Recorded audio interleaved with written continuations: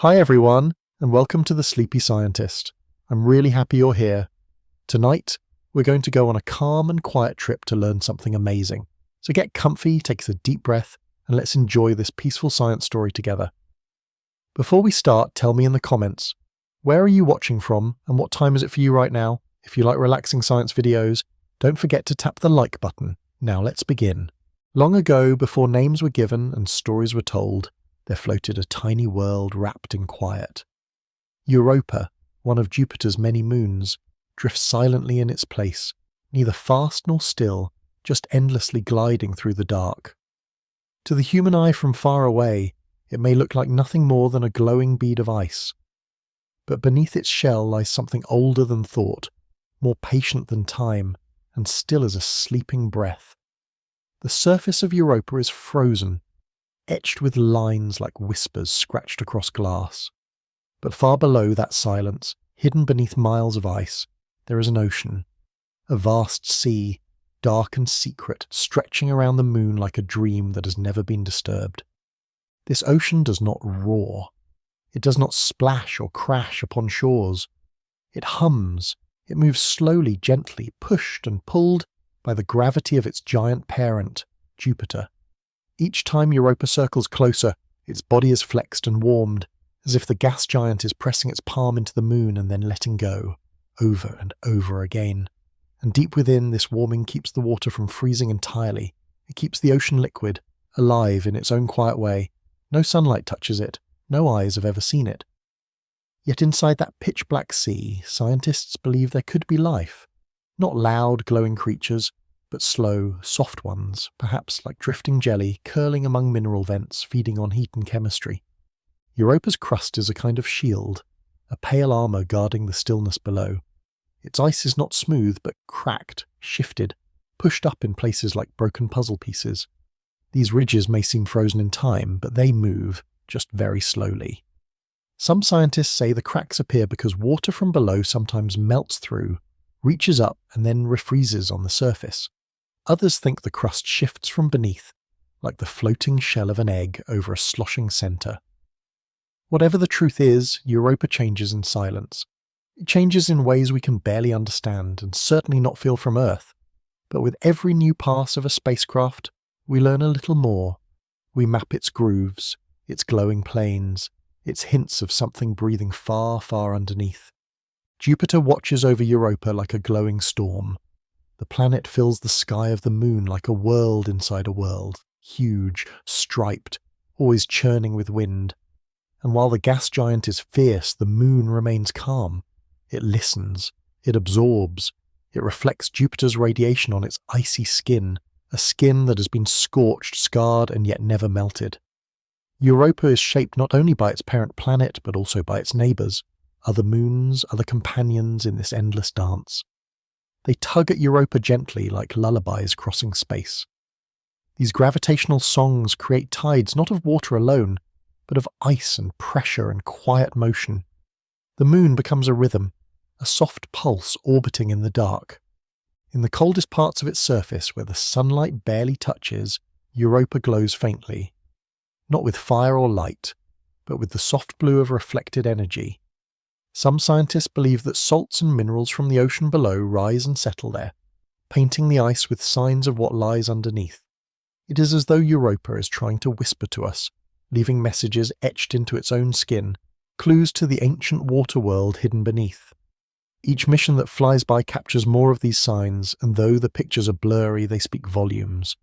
We see lines that stretch for hundreds of miles, ridges like frozen rivers, patches of ice that may have once been liquid, and it is all wrapped in a silence so complete it becomes almost holy. Now imagine floating just above the surface, hearing nothing but your own breath in a suit.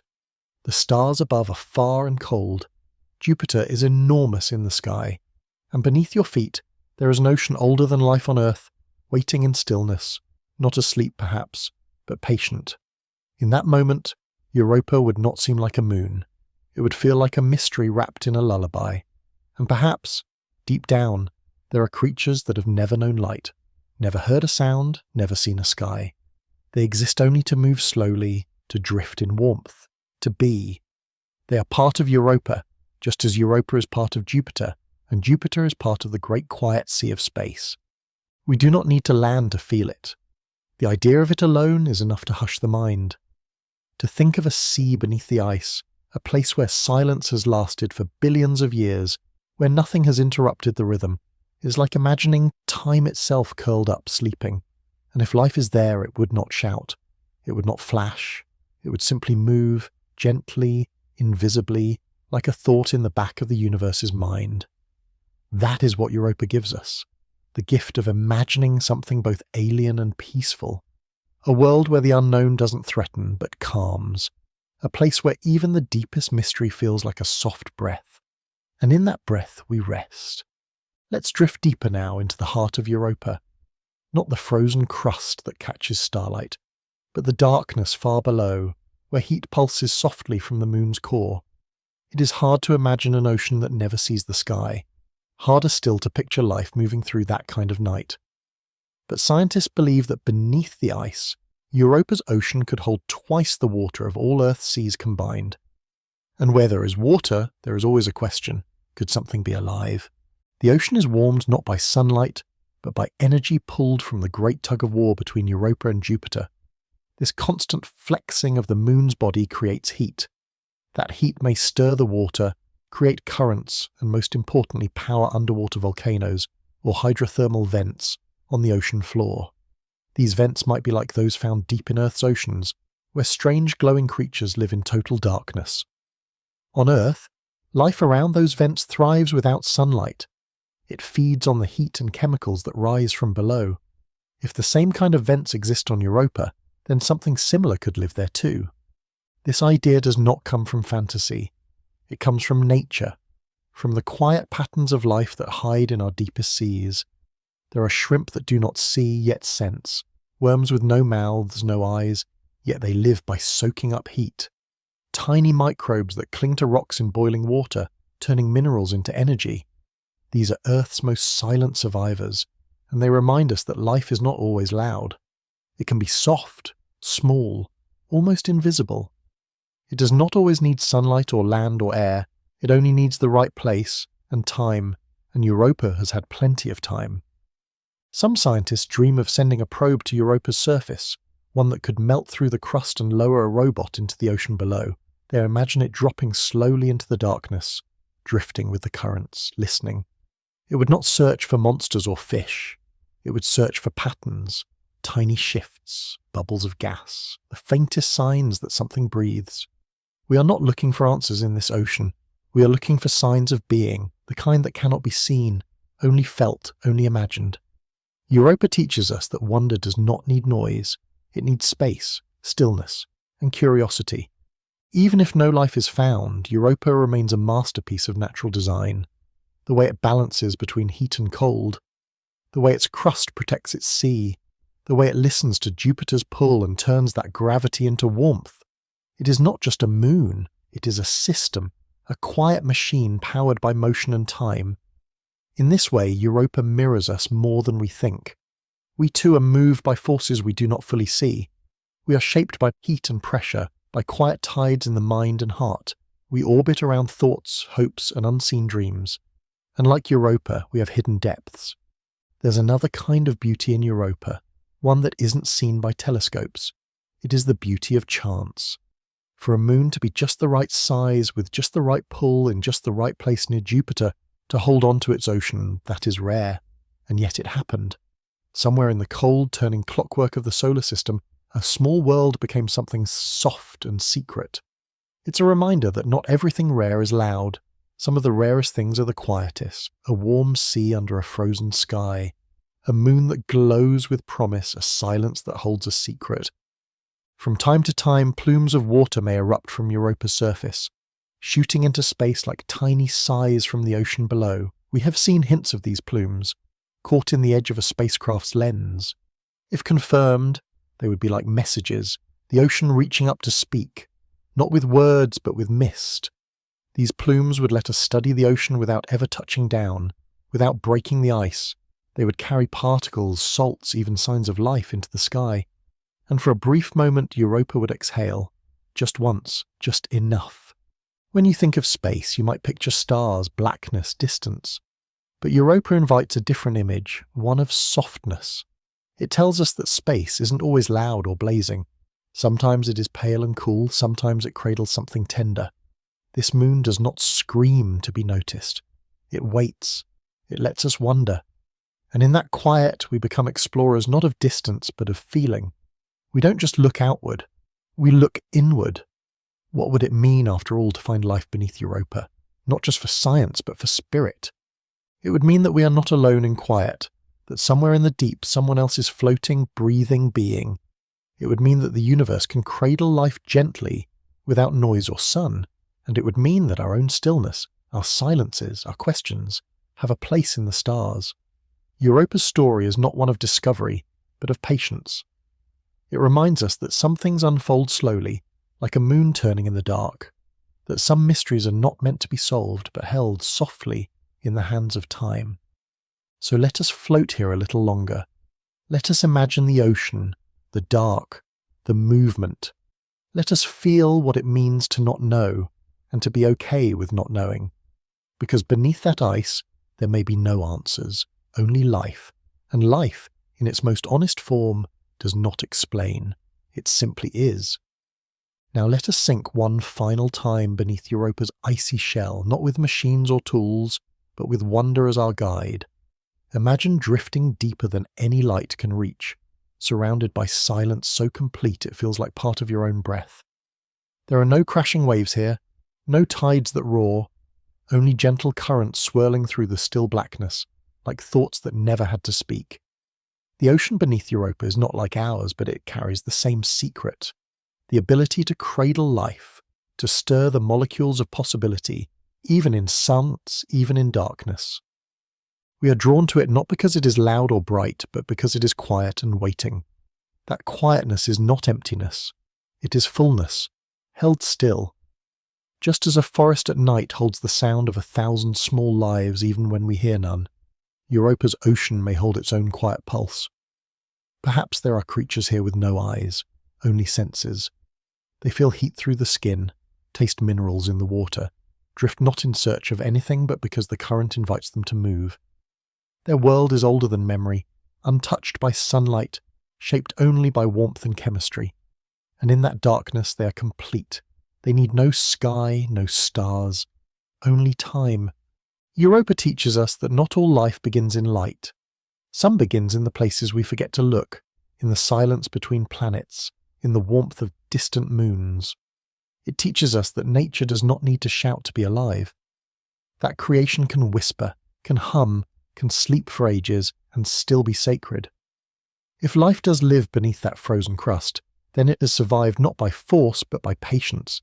And if there is no life, Europa still holds something just as valuable, the chance to imagine, the chance to ask, the space to wonder. We often search for answers in the loudest places, but sometimes the universe offers them wrapped in quiet. Europa is one of those offerings. It is not just a moon, it is a poem written in ice, a lullaby orbiting Jupiter, a promise kept in silence. Its existence reminds us that even in the harshest corners of the cosmos, softness can survive. Even in the cold, warmth can be hidden. Even in the dark, something can glow. As our spacecraft fly by, capturing glimpses and echoes, we are like children pressing our ears to the wall of an ancient room. We cannot see what's inside, but we know it matters. We know that something is held there, something worth listening for. And maybe one day, long from now, a mission will arrive. It will melt through the crust, gently, patiently. It will lower a small light into the black. And maybe, just maybe, something will drift past the lens, not startled, not afraid, just present. And in that moment we will not feel triumph. We will feel peace, because it will mean the silence was never empty. Europa's story is not one of conquest, but of kindness. It tells us that the universe is not only about explosions and stars. It is also about quiet turns and hidden oceans. It is about moons that sleep and wait. It is about letting the small unseen things have their place. In that way, Europa mirrors something deep in us, the part that waits, the part that wonders, the part that holds dreams in the dark and lets them drift, softly like life beneath ice. Now, imagine leaving Europa, floating up through the ice, rising above the crust, back into the quiet of space. The stars blink around you. Jupiter looms behind you. The moon grows smaller beneath your feet, shrinking into a pearl in the distance. But something in you has changed. You carry the calm with you now, the knowledge that the universe can be gentle, that somewhere, in a moon far from home, there is a sea that sleeps, a sea that has never seen the sky, and yet holds the rhythm of the stars in its pulse. We may never stand on Europa's surface, we may never dive into its sea, but it is there, turning, listening, breathing in its own way. It is not waiting for us, it does not need us, but it welcomes our wonder. It gives us a space to place our curiosity, and that is enough. Sometimes the greatest gift the cosmos gives us is not discovery, but stillness. So let us end here, floating above Europa, hearts quiet, minds open. Let us carry the moon's hush with us. Let us remember that not all stories are loud, that some unfold in gliding silence and end not with answers, but with peace. There is a moon that burns in silence. It circles Jupiter like a restless ember, its surface cracked and scarred, glowing in places where the crust has split open to let the heat inside escape. This moon is called Io, and it is not like Europa. Where Europa whispers beneath ice, Io trembles with fire. But still, in all its fury, it remains quiet. There is no sound in space, no thunder to announce the eruption of lava, no cry to mark the cracking of rock. On Io, volcanoes rise and fall without a voice, and rivers of molten stone run across plains like golden veins, glowing, and then cooling in the hush of vacuum. Io is the most volcanically active world in the solar system. Its volcanoes do not sleep. They hiss and erupt constantly, forming mountains only to tear them down again. The moon's surface is always changing, reshaped by pressure, heat and time. It is a land of sulphur and shadow, of smoke that never lifts, and plumes that rise hundreds of miles into the black. From a distance it might look like a dead world, dry, yellow, broken. But it is not dead. It is moving, breathing in its own way. Every fracture is alive with energy. Every scar is a story being rewritten. But where does the fire come from? Io orbits very close to Jupiter, pulled not just by the giant planet, but by the gravity of other moons. This constant tugging stretches and compresses the moon, heating its insides like clay rubbed between great invisible hands. That pressure creates friction, and the friction becomes fire. The interior of Io boils and bursts, unable to keep still. It tries to hold itself together but cannot. Instead, it vents, it explodes, and it does so in silence. We on Earth are used to noise, the rumble of volcanoes, the crash of waves, the rustle of trees. But Io has none of these. Here eruptions bloom upward like ghostly fountains, soundless and surreal. A volcano called Loki, one of the largest in the solar system, erupts so frequently that its lava lakes seem to breathe, rising and falling over days and weeks. You could float above it and see the glow pulse from the surface like the beat of a sleeping heart, but you would hear nothing, not even a whisper, only the sight, only the light, only the knowing that something vast is happening without a sound. Its colour palette is strange, painted not in greens or blues, but in sulphur yellows, blood reds and ashen whites. It is a painter's world, but one of fire and chemical ice, not water and wind. Where snow might fall on other moons, Io is dusted in frozen sulphur. Where rivers might once have flowed on other planets, here there are only lava trails, solidified mid-motion, frozen not by cold but by distance from the source of heat. And somehow within this chaos, there is a kind of order. The volcanoes form where the crust is weakest. The plains shift along invisible seams. The moon reshapes itself again and again in perfect silence. Jupiter looms large above it all, a giant watching the fire child below. Its gravity holds Io in place, not gently but tightly, like a tether that never loosens. And in that tension Io survives. The same force that could tear it apart is the force that keeps it alive. In this way, Io teaches us something tender, that struggle can be a source of energy, that pressure can create light. Not all heat comes from sunlight. Some comes from the unseen force of being held too tightly and not breaking, not yet. Despite its rage, Io has no atmosphere to speak of. Nothing to carry sound, nothing to shield the surface. The sky is empty, the stars are sharp, and everything feels close. If you stood there, in a suit of course, you would see eruptions all around you, red streaks across the ground, plumes rising like fire made of smoke. But you would not hear them. You would feel the vibration in your boots, perhaps. You would see the shimmer of heat through your visor. But you would only hear your own breath, your own heartbeat, your own small voice against the immensity of a world on fire. And yet there is peace in that. There is stillness in the silence. The idea that something so wild can be so quiet is not frightening. It is beautiful. It reminds us that power does not always shout, that change can be loud in sight but soft in soul. Io is not just a moon. It is a reminder that the universe contains multitudes, that fury and peace can exist together, that a world can break itself over and over and still rise with each turn. Let us linger here, just above the surface where lava paints the crust and shadows stretch forever. Let us remember that heat does not need a sun to exist, that movement does not need noise to be real, and that even in a place where nothing is gentle, the quiet can still hold you softly like a breath before sleep. Drifting lower now, let us look more closely at the strange order beneath Io's chaos. From above, the moon may seem wild, all ruptures and eruptions, smoke and scars. But if we quiet our thoughts and listen deeper, we see patterns begin to appear. Io is not random. It is rhythmic. The volcanoes erupt in cycles. The ground warms and cools in predictable waves.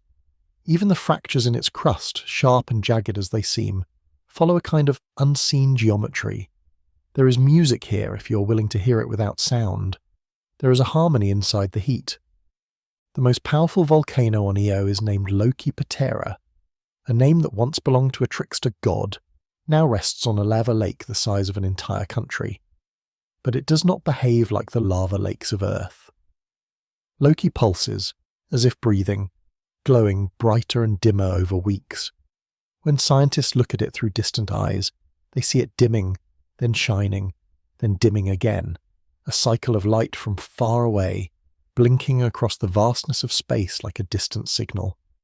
No one stands near it, no one feels its heat, but we can watch it, measure it, trust in its pattern, and in that trust we find comfort. Even in the fire, there is something steady. The volcanic activity on Io sends plumes into space, thin fountains of gas and ash that fall back like snow. These plumes rise up silently and stretch for miles before gravity brings them home again. They shape the surface, dusting it with colour, layering it with meaning. Some plumes mark old eruptions, others announce new ones. Each one is part of a dance, a quiet dialogue between the inside of the moon and the space around it. And as these plumes fall, they leave behind rings, stains, traces, all written in silence, in patient, fiery ink. The materials that make up Io are ancient. Sulfur compounds, rock, ash, gas, all remnants of a time when the solar system was still new, still forming its ideas. Io, like the other Galilean moons, was born from that youth, shaped in Jupiter's shadow folded into its pull. But Io, unlike its siblings, became something restless, something always moving, not because of a choice but because of its place. It is close enough to Jupiter to feel its grip strongly, and close enough to its moon siblings to feel their tugs too. This push and pull stirs its insides, keeping the heat alive, and from that heat, beauty emerges. Strange, wild, soft beauty. We often think of volcanoes as destructive, and they are. They melt, they bury, they split, but they also create. They form new land, they bring minerals to the surface. They change the face of a world not once but again and again. Io is in a constant state of becoming. It does not sit still. It does not keep what it builds. It is a moon that accepts impermanence and in doing so stays alive. There is no wind to carry scent on Io. But if there were, it might smell of sulphur and heat, the way earth smells near hot springs or scorched stone. And though the moon looks yellow, red and white from afar, up close the colours would shimmer differently. Crystals of frozen sulphur might sparkle faintly in the dark. The ground might crackle softly underfoot. Heat would rise in invisible waves, and above it all Jupiter would glow, large, powerful, unmoving, a sky of storms and stripes always present, always watching. And yet, for all this fire, There is no flame, no oxygen to burn. The lava glows not because it burns, but because it is hot, liquid stone flowing over solid, shaping the world with each breathless eruption. The crust cools quickly after an eruption, hardening like glass, and beneath it new heat builds, waiting for its turn. In this cycle there is patience, there is no rush, no alarm, just a moon that knows how to be what it is, even when what it is keeps changing. We sometimes look at fire and think of danger, but on Io, fire is life. It is the thing that keeps the moon moving. It is the thing that keeps the surface young. Unlike the airless stillness of many moons, Io's face is always new, always refreshed by lava that writes, erases, and writes again. It is not the kind of place we would live, but it is the kind of place we can learn from. It teaches us that even when the ground shakes, even when the old is lost, something beautiful can take its place. And it reminds us that silence is not the same as calm. Io is a noisy moon, but only in sight. The explosions are silent, but they are real. The movement is quiet, but it is constant. In this way, Io is like a thought held inside too long. It does not scream, but it glows. It does not whisper, but it shifts. And in all that shifting it tells a story, not of destruction, but of endurance. Let's remain here, for just a little longer, above this quiet fire. Let's watch the plumes rise and fall. Let's notice the patterns in the lava, the way the colours spread, the way the ground changes shape. Let's not rush to explain it. Let's not seek to solve it. Let's just feel it. A moon in motion, alive in its own way, teaching us that the universe is not only stars and ice, but also heat and silence together. Now, as we prepare to drift away from Io, let us sink one last time into its fiery stillness. This is not a world of comfort. It is not a moon where life would easily grow or linger. And yet it offers something rare, the chance to witness creation in real time. Most places in the universe change slowly, quietly across eons. But Io reshapes itself every day. Its surface is new, always drawn fresh from the molten heart within. This act of becoming, again and again, is its nature. Not chaos, but rhythm. Not destruction, but rebirth. And all of it, held inside the hush of space. We may never walk on Io. The heat beneath the surface would melt the soles of our boots. The radiation from Jupiter would press against us like an invisible storm. But even from far away, Io leaves its mark. The images captured by passing spacecraft show a moon alive with energy, glowing with silent fire. Each picture is a still frame in a dance that never pauses. Eruptions caught mid-bloom, lava lakes caught mid-breath, plumes stretching upward like prayers made of heat. These snapshots do not capture the noise, for there is none, but they do capture the motion. And that motion speaks louder than sound ever could. There is something deeply human in our fascination with Io. Not because it is like us, it is not, but because it reflects a part of us we sometimes forget. The part that survives pressure. The part that glows even when unseen. The part that changes without fear of becoming something new. Io does not resist transformation. It leans into it, lets it happen, lets it shape every inch of its surface, and in doing so it stays alive, not through peace but through persistence, through heat, through silence. We often imagine outer space as a place of stillness and cold, but Io reminds us that even the coldest corners can hold fire, that even silence can burn. It teaches us that the universe is full of surprises, not loud, not fast, but constant. The kind of surprises that unfold slowly, like lava hardening into stone. The kind that remind us we don't need to hear a story to feel its truth. We don't need to stand on a world to be changed by it. Imagine now floating just above Io, watching one last plume rise into space. It moves like a ribbon, soft and steady, and then fades into the black. Below it, the lava cools, the crust stiffens, the moon exhales, and nothing stirs, not a breeze, not a sound, only light flickering across the crust, only patterns drawn in glowing lines. You can almost feel the heat even through the silence. You can almost hear the motion, even though there is no sound. As you rise higher, Io begins to shrink beneath you. The yellow plains blur. The volcanoes fade into colour and shadow. And Jupiter begins to take up the sky again, immense, banded, swirling. You realise then that Io is just one part of something larger. One moon in a family of many. One voice in the choir that sings, without a sound, around a giant. But even so, its voice matters. Its rhythm matters, because it reminds us that being alive is not about being loud, it's about being true to your motion. And Io has never stopped moving. There is a kind of peace in that. A kind of rest in knowing that a world can burn and still be whole. That a surface can break and still begin again. That even fire can be soft when viewed from far enough away. Io is a teacher, though it does not speak. It is a storyteller, though it has no words. It offers us no answers, only presence. And that, in the quiet of space, is enough. Let us carry that with us. Let us take Io's fire and fold it into our understanding of silence. Let us remember that even in a universe of shadows there are places that glow, not for us, not because of us, but simply because they must. And in that glow we find something steady, something strong, something eternal. And as the moon disappears behind the curve of Jupiter's great limb, we close our eyes and hold its memory close.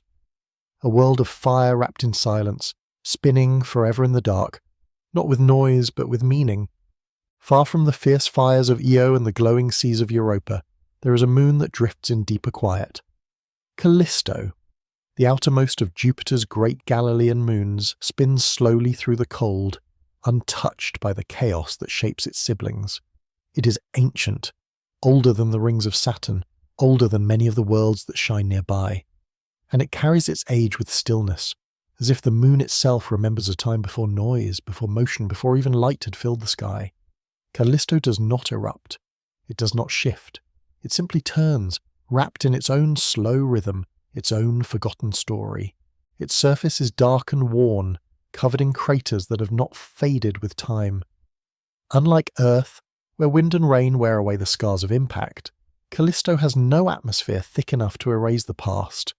Every crater is a memory. Every valley is a wrinkle in time. Some scientists call it the most heavily cratered object in the solar system, but others call it the quietest, because in all that damage, there has been no change. It is as though Callisto was struck by the universe long ago and then left alone to rest. The surface is made of ice and rock mixed like old ash and snow pressed together. The crust is thick, cold, unmoving. There are no volcanoes here, no eruptions, no storms. The only movement is the slow orbit around Jupiter and the even slower spin of the moon itself. And yet, this very stillness is what draws us closer, because in its silence, Callisto may hold a kind of peace that is rare in the cosmos. A place not ruled by heat or pressure, but by time, long, patient, undisturbed time. If you could stand on Callisto's surface, you would see a sky filled with stars, bright and unblinking. Jupiter would hang nearby like a god, massive and quiet, always watching. The ground beneath your feet would crunch with frost, the sound absorbed by the thinness of air, and all around you the land would seem to stretch forever. Hills of ice, shadows of craters, the marks of 1,000 impacts frozen in place. But it would not feel broken. It would feel still. It would feel like the moment just before a dream begins. Beneath the crust, there may be more than just rock. Scientists have long wondered if a subsurface ocean could hide deep below, kept liquid by the faint warmth of the moon's core. If that ocean exists, it is likely buried under hundreds of kilometers of hard, frozen silence. It has never touched the sky, never tasted sunlight, but it may be there, not lively perhaps, but present, waiting. And if it exists, then Callisto, even in all its quiet, might still hold a secret, not of movement, but of memory. The ice on Callisto is old, and some of it may be older than Earth itself, and within that ice are patterns, long, faint lines that may have come from ancient stress, or the slow pull of Jupiter's gravity. These lines are not deep, they do not cut, they brush across the surface like wind that never truly passed, like fingers of time that once reached out and then withdrew, and in between these patterns are fields of crater shadows, gentle rises, low hills, not built by force but left by chance. Callisto orbits farther from Jupiter than its siblings, and because of the distance it does not feel the same violent pull that heats Io or stirs Europa. It does not flex, it does not churn, it watches from afar. And in this distance it has become something rare, a place where ancient things are preserved, not erased, where the past is still visible and the future arrives slowly, like a breeze that may never come. We often think of silence as emptiness, but Callisto shows us that silence can also be fullness, the fullness of time, of memory, of space unbroken by change. It holds what it has always held. It waits, not for discovery, but for understanding. It does not need to shine or burn or move to matter. It simply is, and in that being it teaches us something about our own place in the universe. Let us walk now slowly through this field of frozen time. Let us feel the cold beneath our steps. Let us breathe the thin, barely there air, and let us listen. Not with ears, but with presence, because in the deep hush of Callisto there is a story not of what happened yesterday, or what may happen tomorrow, but of what has always been, a story told by stillness, a story written in shadows. Let us drift deeper now into the quiet of Callisto, past the shadows on its face, into the deeper mystery of its silence. This moon, wrapped in cold and craters, is not famous for light or fire, but for stillness. It is this stillness, and so ancient, so vast, that draws scientists to study it and poets to imagine it. Unlike its sibling worlds, Callisto does not cry out with heat or promise hidden oceans with erupting ice. It remains apart, distant, steady. And in that it becomes something rare, a world that waits without asking for anything, a world that teaches through what it does not do. Callisto's surface has barely changed in 4 billion years. That means that everything we see now, the cracks, the impact sites, the shadows of shattered stone, all of it has been there since the earliest days of the solar system. It is like looking at a page in the universe's childhood diary, untouched by wind, rain, or time. Some of the craters are so wide, so worn down by time, that their edges have softened into gentle slopes like old memories that have lost their sharpness but not their weight. There are no mountains here shaped by movement, no rivers carved by flow. There is only the frozen memory of impacts, from asteroids, from comets, from objects long gone and long forgotten. And yet Callisto is not dead. Beneath the frozen crust may lie a saltwater ocean, hidden, shielded, asleep. It is not heated by fire, but by slow decay, radioactive elements in the rock gently releasing warmth, little by little, over ages. That warmth may be enough to keep water from freezing completely, and if that is true, then Callisto too may hold the possibility of life. Not the kind of life that bursts with energy, but the kind that endures in silence. The kind that does not rise and fall with the sun, but rests in darkness, unchanged, unbothered. Life, after all, does not always need light. On Earth, we've found microbes in the coldest places, buried beneath ice, inside stone, feeding on chemistry alone. If such simple forms could exist on Callisto, they would not swim fast or glow in the dark. They would not speak, but they would be there, tiny and slow, pulsing softly like the moon itself, waiting just like the ice above them. But perhaps what makes Callisto most remarkable is not what lies beneath it, but the story it tells with its surface. This is a world that has survived every blow the solar system has offered. It has been struck, carved, broken, and yet it remains, not because it heals, but because it holds. Every crater is a mark of resilience. Every scar is a quiet declaration, I am still here. In that way, Callisto is not just a moon. It is a monument to survival. We look at it from far away and we see cold rock. But if we look again with softer eyes, we see a kind of peace. Callisto does not ask to be known. It does not reach out. It simply orbits slowly at the edge of Jupiter's grasp. It does not glow, it does not pull, but in its presence something inner softens. We remember that not all stories are full of action. Some are full of patience, some are full of space to breathe. Even the way Callisto moves is calming. It spins once for every orbit it makes, keeping one face always toward Jupiter, like a quiet watcher. That face, unchanged, always gazing at the gas giant, has seen storms rise and fall. It has seen moons grow warm and cold. And through it all, Callisto remains unchanged. It has been the same silent witness for billions of years, and in this constant stillness, it becomes more than a moon. It becomes a mirror, reflecting back to us the parts of ourselves that long for rest. Imagine floating above Callisto's surface. There are no glowing volcanoes beneath you, no jets of water, just shadows, craters, and the slow turning of rock under starlight. The silence is complete, wrapping around you like a blanket. Jupiter is distant, a giant lantern in the sky, and the moon below is dark, soft, and full of history. You begin to feel the weight of time, not the heavy kind, but the quiet kind, the kind that smooths sharp edges and hushes restless thoughts. Callisto teaches us about the power of presence. It does not need to change to be meaningful. It does not need to shine to be seen. It simply is. And in a universe that spins and burns, that bursts and crumbles, Callisto reminds us that stillness too is sacred. That being without becoming can be its own kind of grace. So let us stay here a little longer, in the quiet orbit of this ancient moon. Let us feel the long patience of its spans. Let us trace the craters with our thoughts and imagine the things this moon has seen. And let us understand that some of the most powerful stories are told not with noise, but with time. Softness that fills the space between thoughts. A quiet that lingers long after sound is gone. And maybe that is what the universe offers through Callisto, a lesson in presence, in stillness, in simply existing without rushing to become something else. We often search the cosmos for signs of life, movement, excitement, but Callisto offers something just as vital, a place to rest, a place where nothing asks to be solved, where the marks of time remain untouched, undisturbed, a place that shows us what it means to remain, even when struck, even when scarred, even when everything else is changing. To remain simply and let the stars pass by.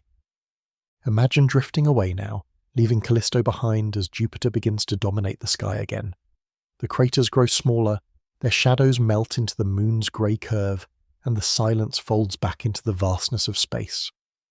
You do not feel sadness, you feel calm, as if you've stepped out of a room that held its breath for 4 billion years, and in that breath you've come to understand something unspoken. That time is not always about change, that survival is not always about strength. Sometimes time just wants to be held, and sometimes endurance is its own form of beauty. We carry so much noise with us, our thoughts, our questions, our need to do and fix and go. But Callisto offers no answers. It does not rush to be understood. It simply remains, and in doing so, allows us to stop, to listen, to reflect.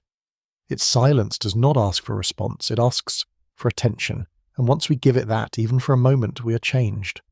Let us remember Callisto not as the quietest moon, or the oldest, or the darkest. Let us remember it as a companion of stillness, a place where the universe let time sleep, a place where even the most ancient scars did not erase the whole. Let us remember it as the moon that waited, and in its waiting offered peace. As the stars close around us again and our path moves on to other worlds, we leave behind not just rock and ice, but a lesson. That there is power in not moving, that there is value in not changing, that there is grace in simply being, even when no one is watching, even when nothing needs to happen. And so Callisto turns on, slow and steady, a moon carved by time, held by gravity, lit faintly by distant suns.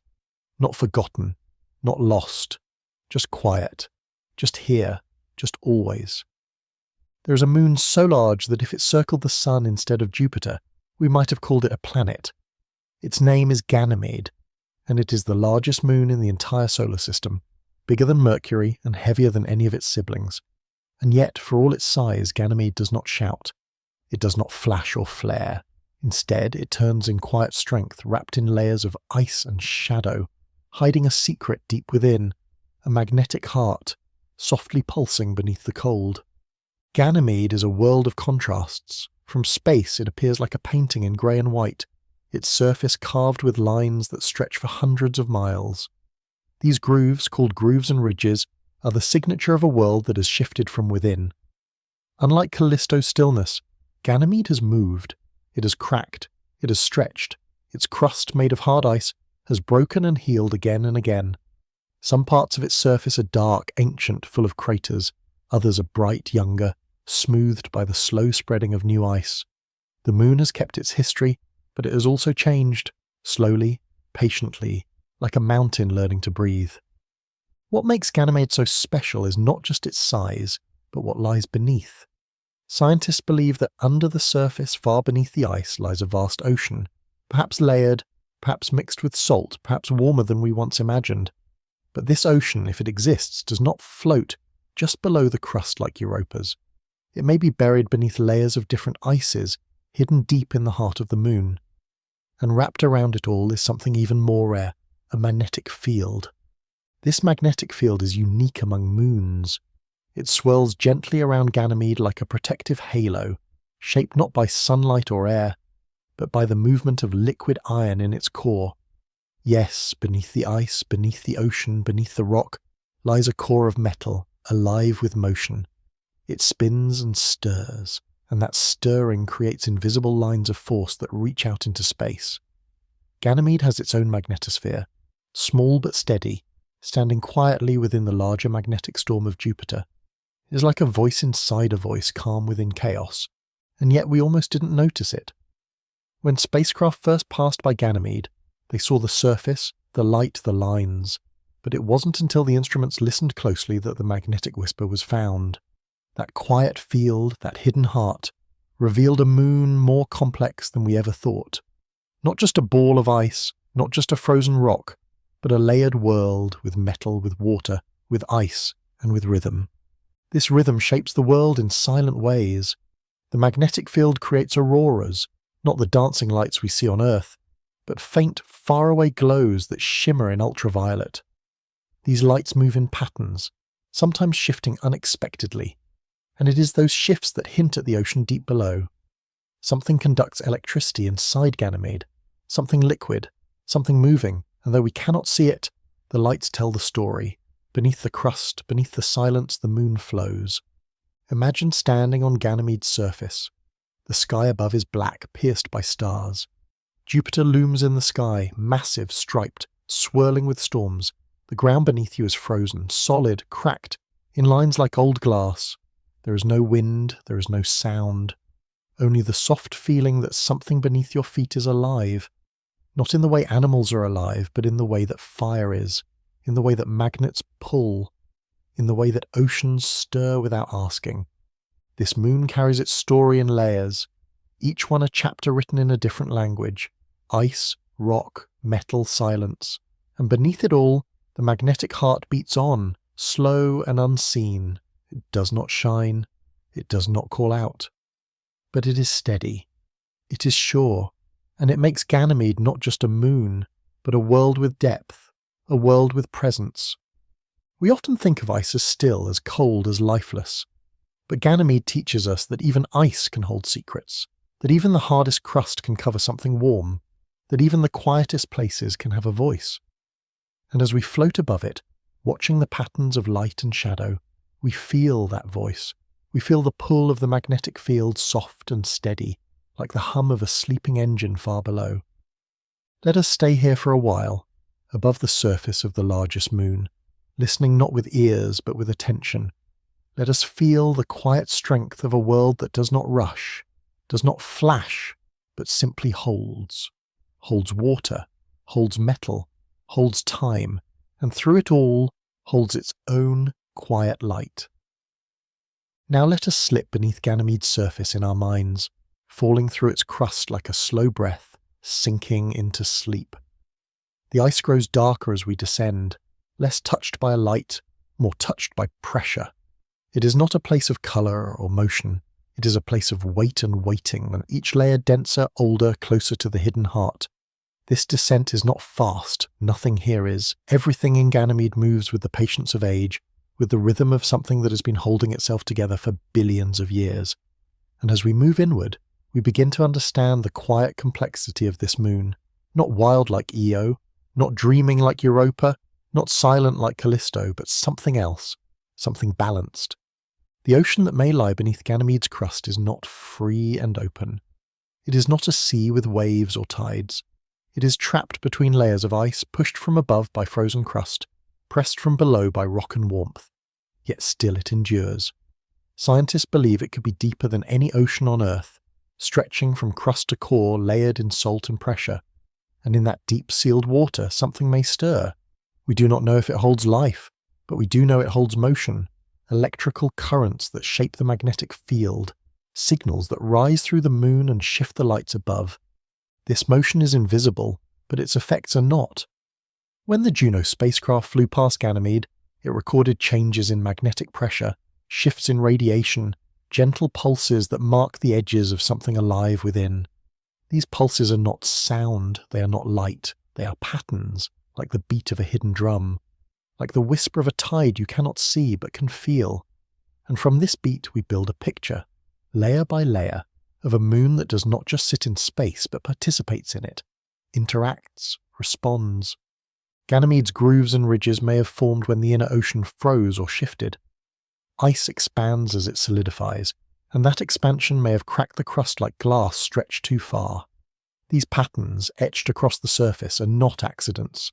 They are messages, records of change, signs that this moon, though slow and frozen now, has moved, and perhaps still moves in ways too quiet for us to see, like breath under blankets, like heat under stone. It is tempting to think of Ganymede as a frozen world, but freezing is not the same as stillness.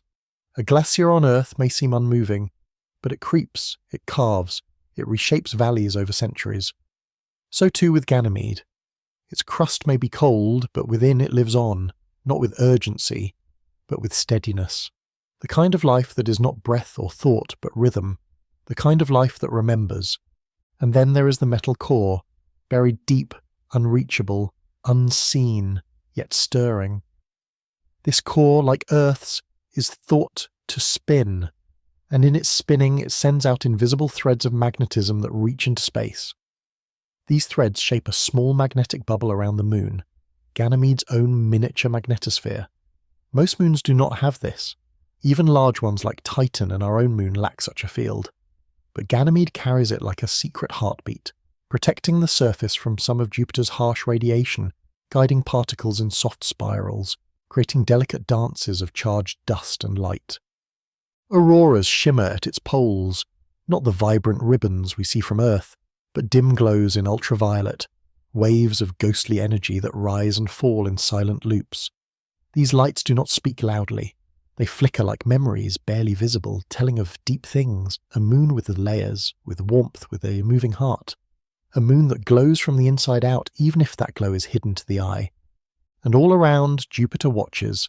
The gas giant's magnetic field is immense, powerful, wrapping around its moons like an ocean of energy. But inside that storm, Ganymede holds its own space. It does not resist Jupiter. It does not flee from it. It simply stands, a world within a world, balanced and calm. This too is rare. This too is sacred. We may one day send probes to land on Ganymede. They may drill through the crust, melt the ice, listen to the ocean. But even if we never reach its core, we will have felt its presence. Through magnetism, through light, through the grooves etched across its skin. These signs remind us that not all mysteries shout. Some only breathe, some only hum.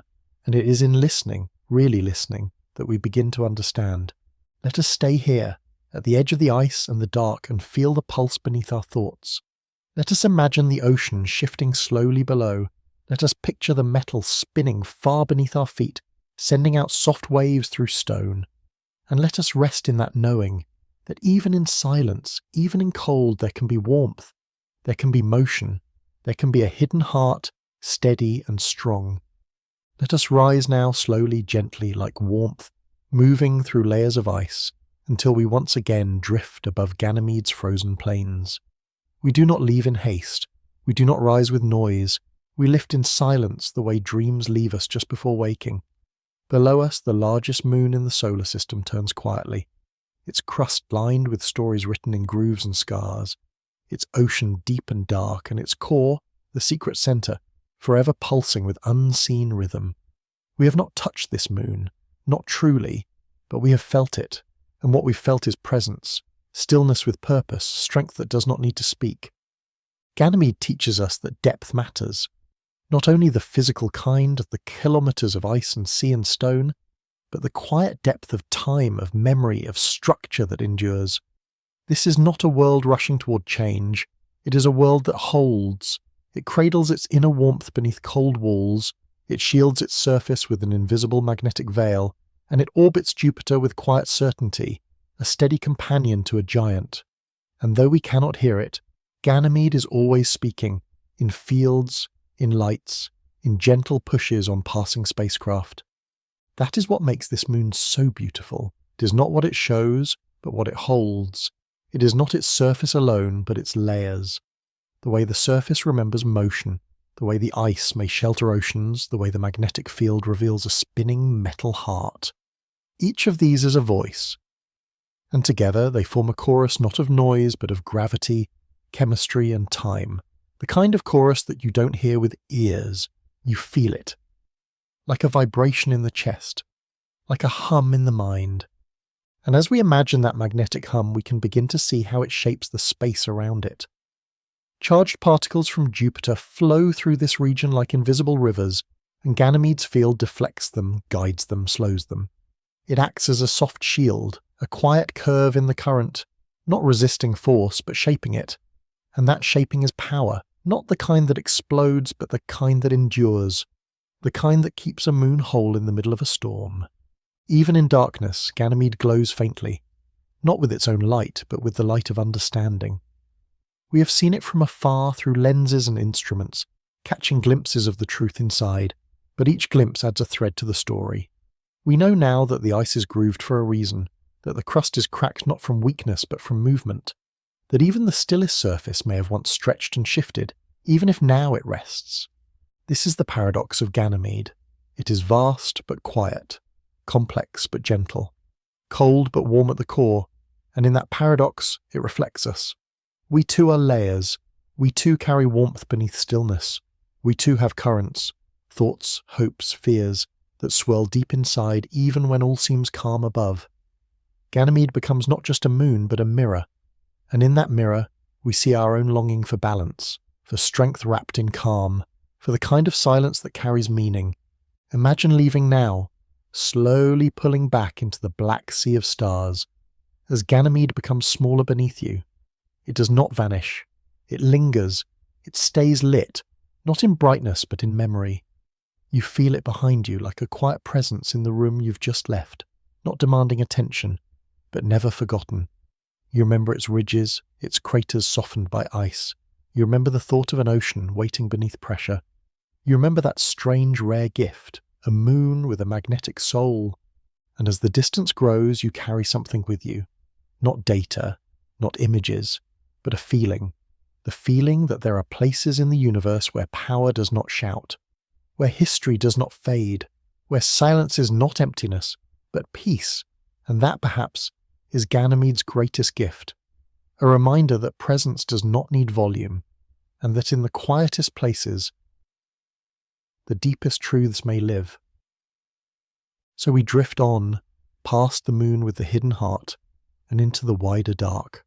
The stars blink quietly, Jupiter spins behind us, and Ganymede continues its slow, steady orbit, always turning, always holding, always humming a song only the deep can hear. There are songs in space that no ear can hear.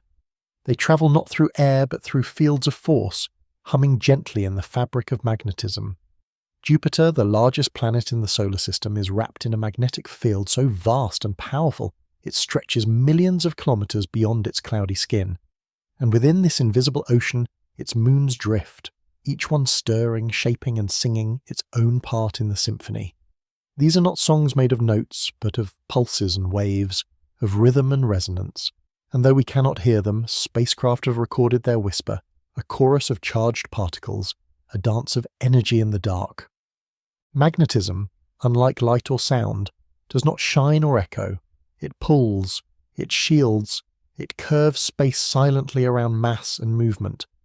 And Jupiter's magnetic field, born deep in its spinning core of metallic hydrogen, becomes a stage upon which its moons perform. Each moon moves through this field like a hand through water, disturbing it just enough to create waves. electromagnetic waves, soft ripples of power that radiate outwards and fill the space between bodies. Some of these waves are as quiet as a thought. Others, like those near Io, crackle with the intensity of storms. Io, the volcanic moon, sends streams of charged particles into Jupiter's magnetic field every time its surface erupts. These particles spiral along magnetic lines, glowing and twisting, forming structures called flux tubes. Imagine a rope of invisible electricity stretching from the moon to the planet, a current of energy so constant that it lights up Jupiter's upper atmosphere with auroras, not just at the poles but in bright spots that pulse in rhythm with Io's orbit.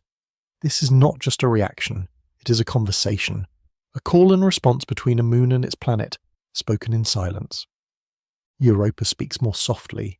Its icy crust does not throw fire, but it glides through the same magnetic space, stirring faint signals in the field around it. When the Galileo spacecraft flew past Europa, it detected subtle wobbles in Jupiter's magnetic lines, signs that the moon might have a salty ocean beneath, conducting electricity and responding to the field. This electrical response acts like an echo. Jupiter calls out with its magnetic breath, and Europa answers with a flicker. From that flicker we learned that even beneath layers of ice there can be motion, there can be song. Ganymede, alone among the moons, has its own magnetic field. It carries its song inside, shaped by a metal core that moves and stirs. As it drifts through Jupiter's broader field, it creates complex patterns, overlapping lines, twisted currents, soft shields. The interaction between Ganymede's inner power and Jupiter's outer force becomes a layered harmony. Their fields merge and resist, curl and stretch. It is as if two instruments, vastly different in size, are playing notes that intertwine, shaping the space around them into melody. And then there is Callisto, farthest and quietest. It does not sing in strong pulses, it does not flare with auroras, but even it affects the field, gently shifting its edges, offering a low, deep tone that only the most sensitive instruments can detect. Every moon matters, every orbit becomes a line in the song, every shift in motion becomes a change in rhythm. We have machines that can turn these electromagnetic waves into sound, and tools that let us listen to what space is saying. The result is haunting, chirps, whistles, rising tones like a breath drawn through a glass pipe. The songs of the moons, transformed into sound, remind us that even in the cold dark where no air carries a voice, there is music. And it is made not by instruments, but by gravity, by motion, by magnetic hearts beating silently through the void. Imagine drifting inside this field, with Jupiter glowing beside you and the moons around you, each one leaving a trail of electricity in the dark. You feel no wind, you hear no noise, but your instruments glow with readings, spikes, pulses, steady waves. The magnetic field passes through you unseen, untouched, yet fully present. It brushes your ship like water around a stone. You are surrounded not by silence but by invisible music. And every moon you pass adds a note to the song. This song does not end, it loops like the orbits of the moons themselves, repeated with every turn. The distance between Io and Jupiter, the speed of Europa's glide, the slow rhythm of Ganymede, all of it contributes to the pattern. And patterns, even without meaning, have beauty. This is the beauty of magnetism, the beauty of motion made visible in energy, the beauty of forces that do not shout but hum. Let us rest here, in the quiet music between the moons. Let us feel the soft pull of magnetism. Let us remember that the universe is not always made of fire and noise. Sometimes it is made of lines that loop and cross, of fields that stretch and bend. Sometimes the universe speaks not with light or heat, but with song, a song that only the still can hear. Let us now travel deeper into the silent currents that connect the moons to their giant companion. To understand this invisible music, we must think not in terms of sound or sight, but in terms of movement and response. Magnetism is not a wave we see, it is a field we move through, and it moves through us in return. It surrounds Jupiter like a great cloak, spinning with the planet, twisted by its rotation, shaped by the tilt of its axis. And in this spinning field, each moon draws its own shape, leaves its own trace, sings its own note. Io's flux tube, the ribbon of energy that stretches from the moon to Jupiter, is one of the most vivid examples of magnetic connection. This current is not just a side effect, it is a bridge. Along this bridge, particles race at immense speed, lighting up the Jovian atmosphere where they strike, creating bursts of light that appear and disappear with a rhythm tied to Io's orbit. These are not just glows, they are footprints. They show us where the moon has passed, what path it has traced, and each new orbit draws another line in the pattern. It is like watching a silent dancer leave marks on a floor made of stars. But these interactions are not one way. Just as the moons shape Jupiter's field, the field shapes them. Charged particles trapped in Jupiter's radiation belts slam into the surfaces of the moons, carving them, altering their chemistry. Europa, for example, has a surface coloured by sulfur and oxygen, possibly delivered by Io's volcanic breath and sculpted by the field. This shared environment becomes a web, each moon touching the others not through collision, but through magnetic influence. A slow, ongoing interaction that links them across the vastness of space. Even the faintest moons, too small to hold atmospheres, stir the field as they pass. Each body adds something, a ripple, a pause, a twist in the lines.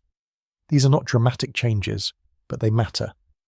Because in space, even the smallest effect can carry far. Jupiter's field turns with its planet, completing a full spin every 10 hours.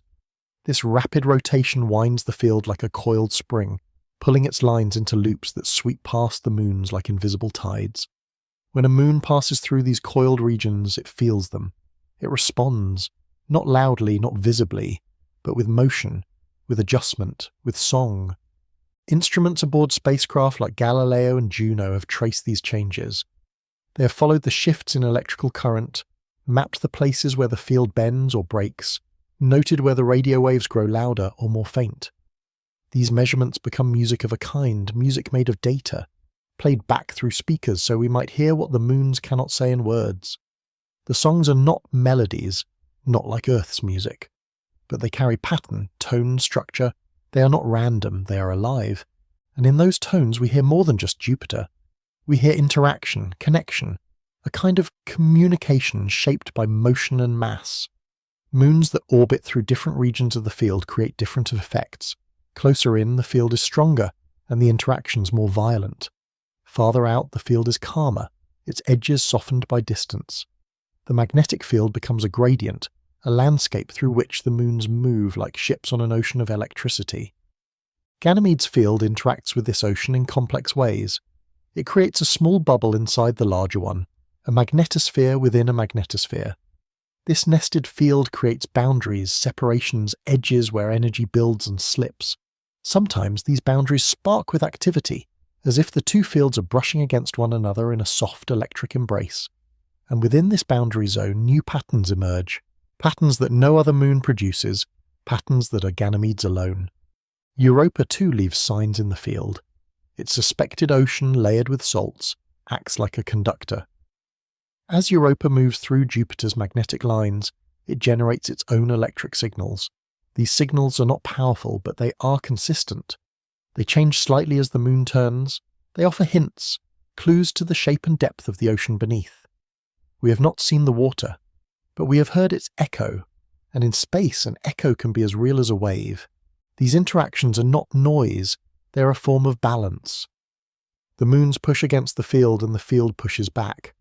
Over time, this balance holds the system in place, stable, enduring, always in motion. The moon's magnetic songs are not disruptions, they are part of the harmony.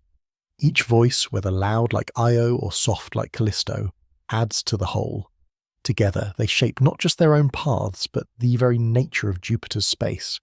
So let us remain here a moment longer, listening. Not with ears, but with understanding. Let us feel the presence of currents that pass through silence. Let us notice the way invisible forces can bind worlds together.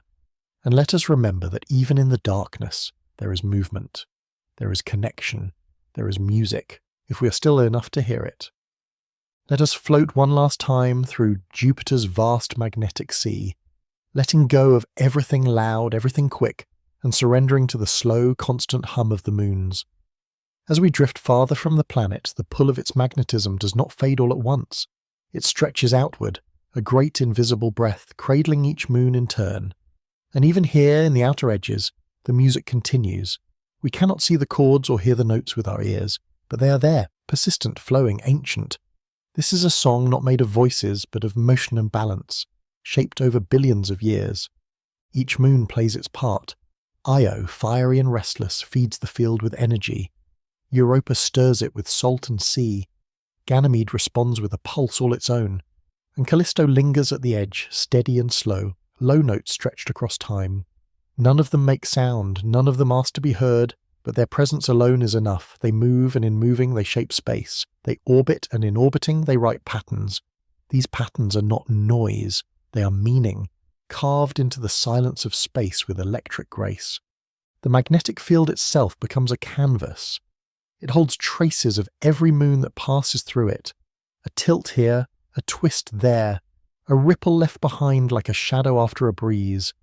And as each moon returns to its orbit again and again, the trace deepens.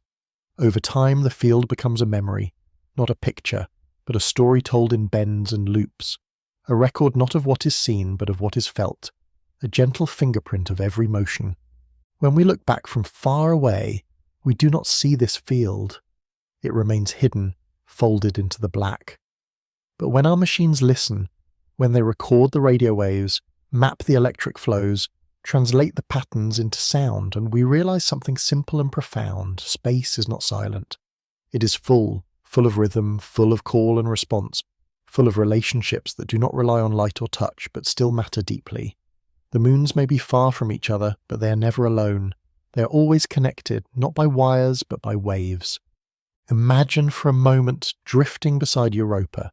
Beneath you is ice, beneath that perhaps an ocean, and around you the magnetic field flows, soft, vast, constant.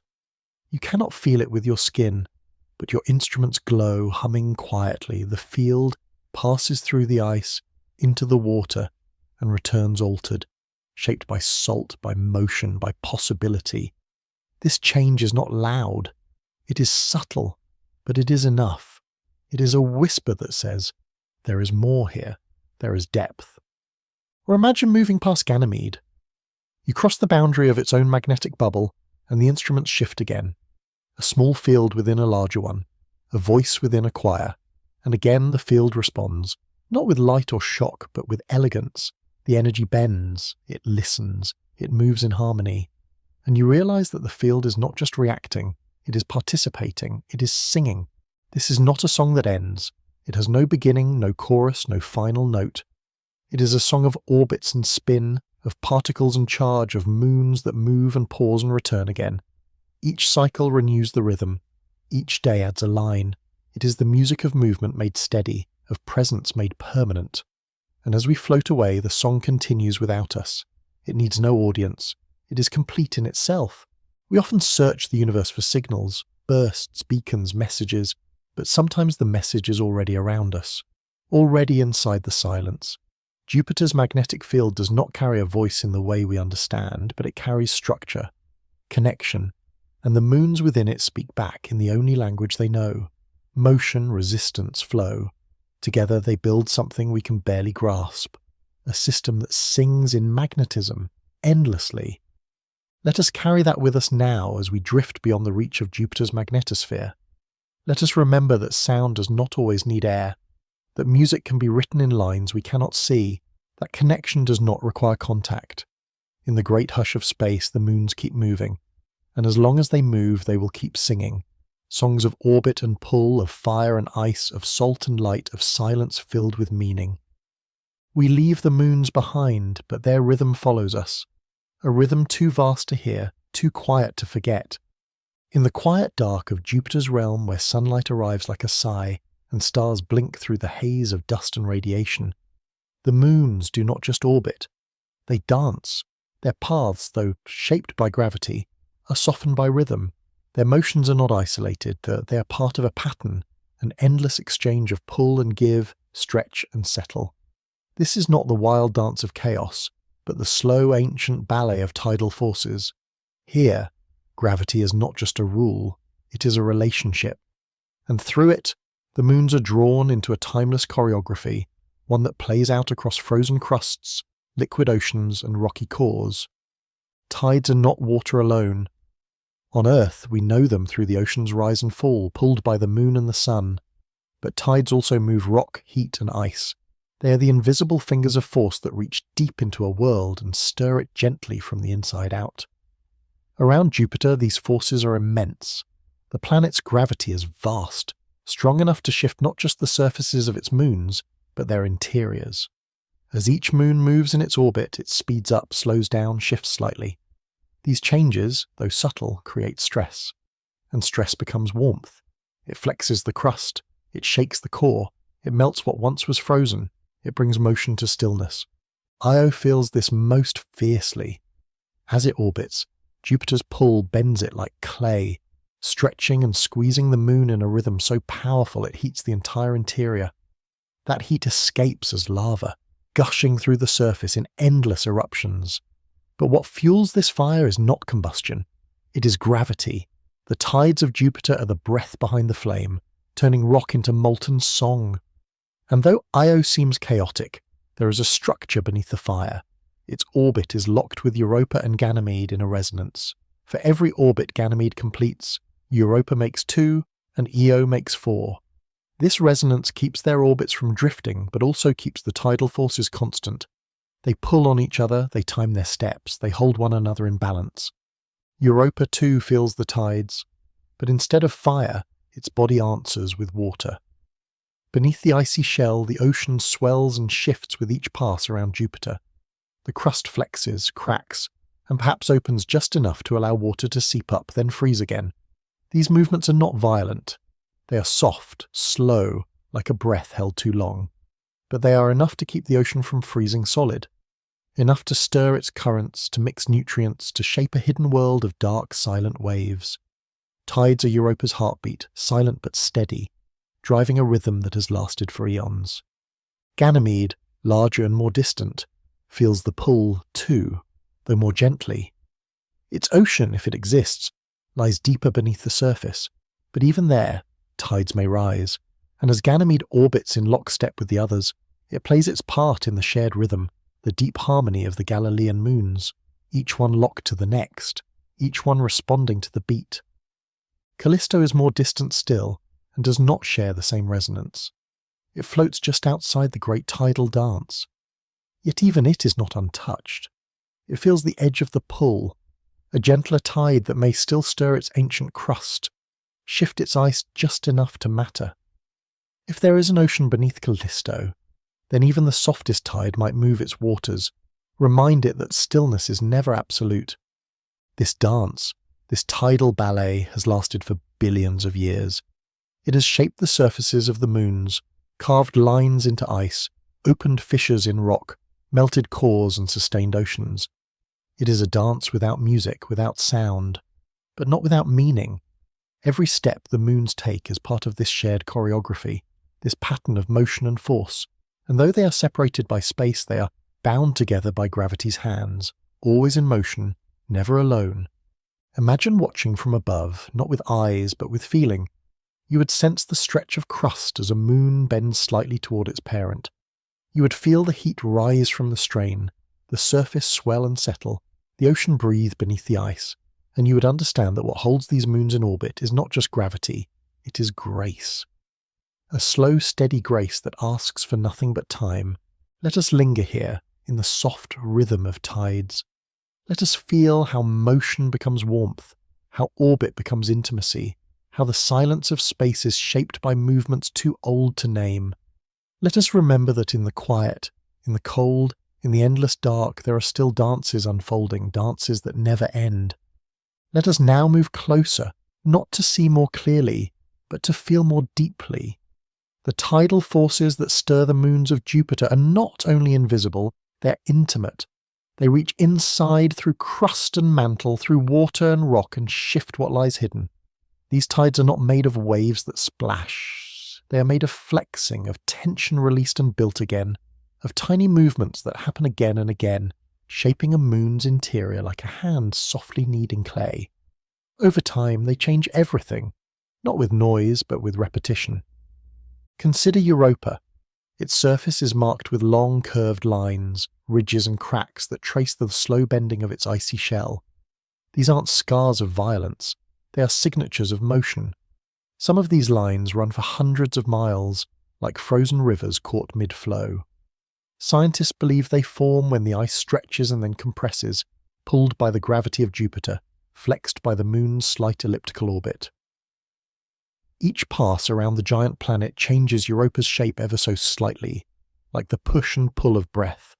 And beneath that ice an ocean moves. It doesn't rush or crash.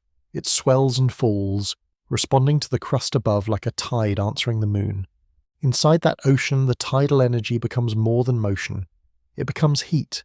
That heat may keep the water from freezing entirely. It may stir currents, drive slow underwater winds, mix salts and minerals from the rocky seafloor. On Earth, life thrives in such places, in the dark where no sunlight reaches, but heat and chemical energy create small ecosystems rich with strange creatures. If Europa's ocean is stirred by tides, then perhaps it too is capable of holding life. Life that survives not by light, but by warmth from the deep, rhythmically stirred by gravity. Now look to Io, a world where tides do not merely warm, but burn. The tidal forces acting on Io are so extreme they turn solid rock into molten lava. Its orbit, locked in resonance with Europa and Ganymede, keeps its path slightly off perfect. That slight irregularity is enough. It means Io is constantly pulled out of shape, stretched and compressed, again and again, until its interior glows. That heat has no surface outlet in water. It erupts in fire, lava bursts from hundreds of volcanoes, forming lakes and flows, constantly remaking the moon. And still, the rhythm continues. The dance does not stop. It is a cycle of flexing, heating, erupting, cooling, and it never ends. Even the air around Io, thin as it is, responds to this tidal heating.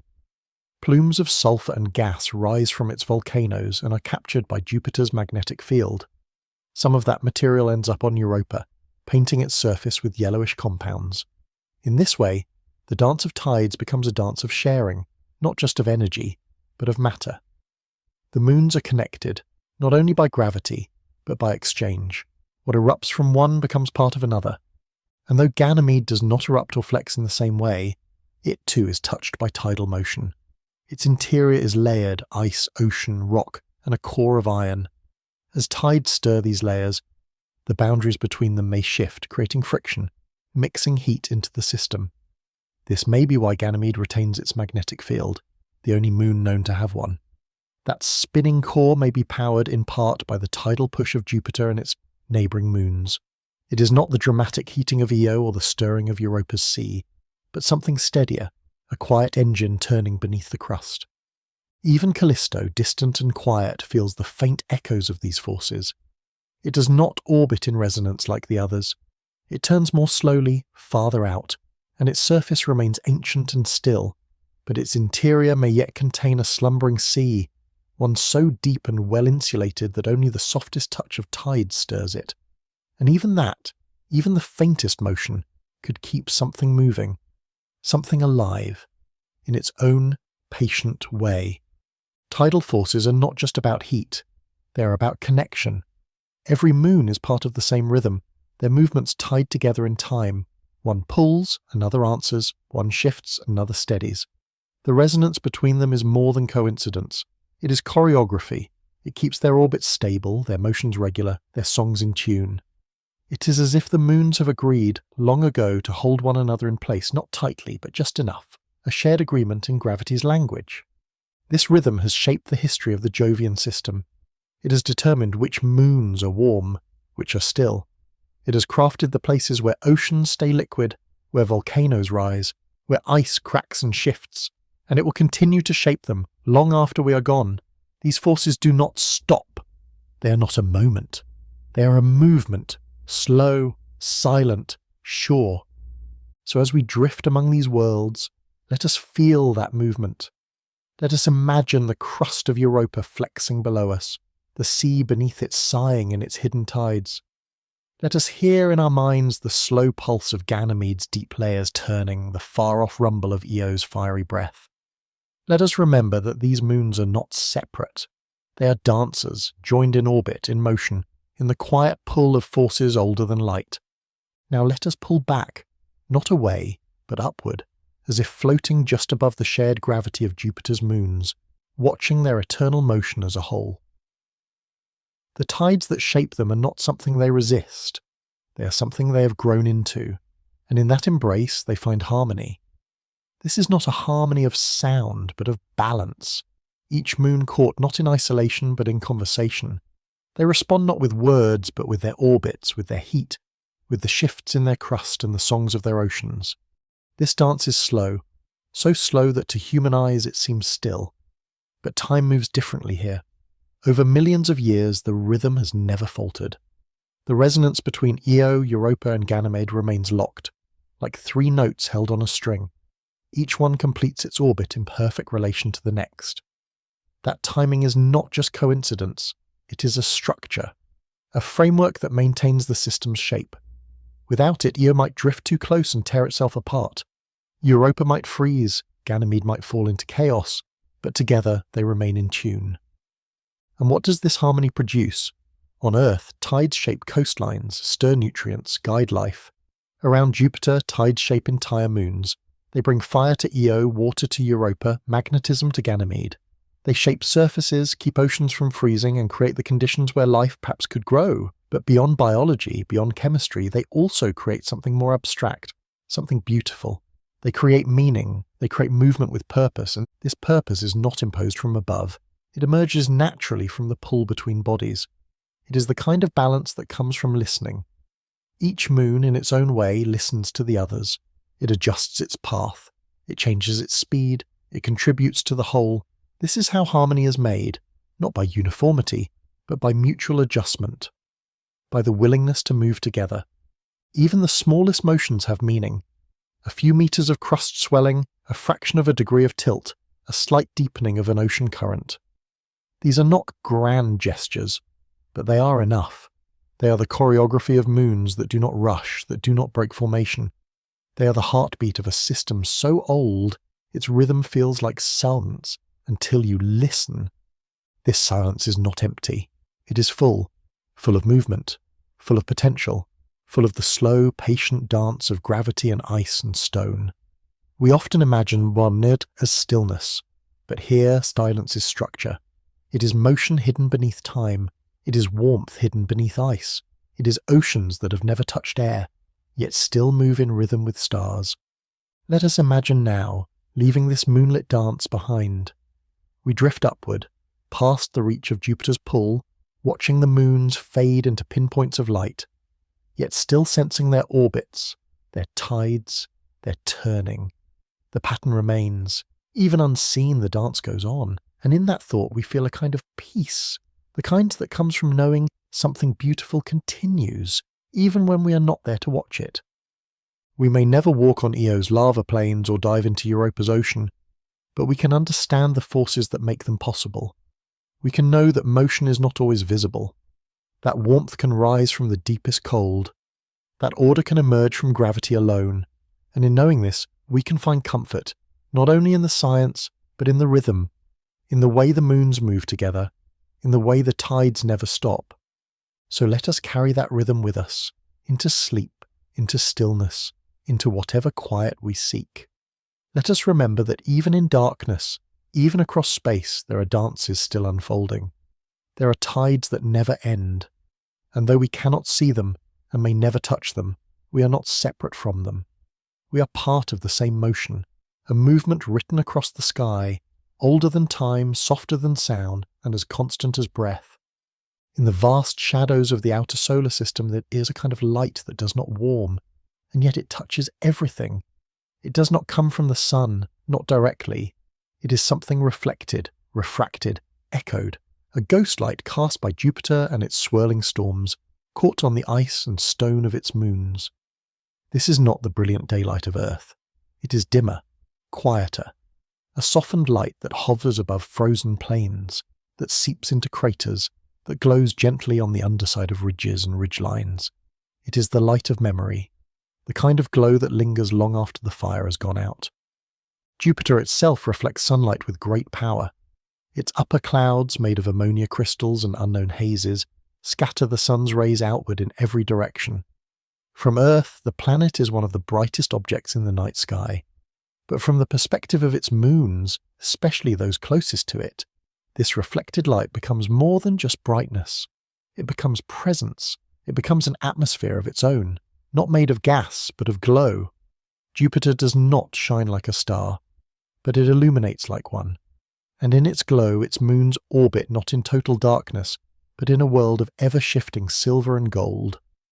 Imagine Europa, its crust of cracked and creaking ice bathed not only in starlight but in the ghost light of Jupiter. The grooves and lines carved into its surface catch this faint light, casting soft shadows as if the moon were lit from below. Even when Europa passes into eclipse, into the planet's long shadow, the surrounding glow is never truly gone. Jupiter's light reflects from nearby moons, from its faint ring, from the particles that swarm invisibly around the planet. It creates a stage of perpetual twilight, where darkness is never whole and light is never full. On Io, this ghost light dances across lava flows and ash plains, shimmering on the edges of volcanic plumes, giving each eruption a halo that vanishes before it can be captured.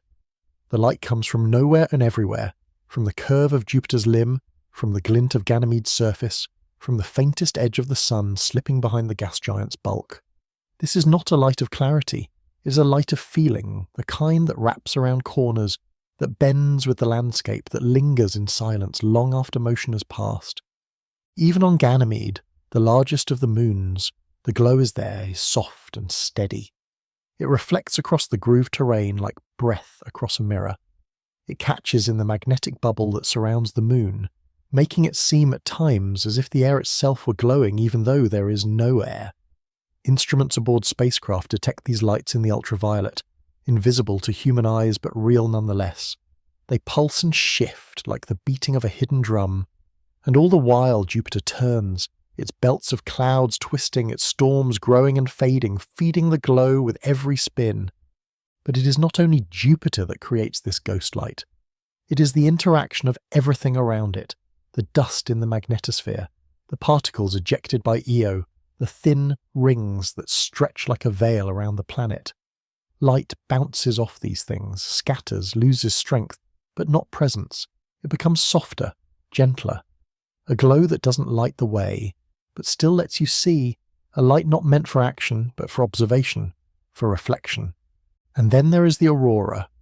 At Jupiter's poles, great curtains of magnetic light shimmer and wave, caused by the planet's powerful magnetic field funneling charged particles into the atmosphere. These auroras, though far from the moons, cast their own glow. They flicker at the edge of vision, ghostly and enormous.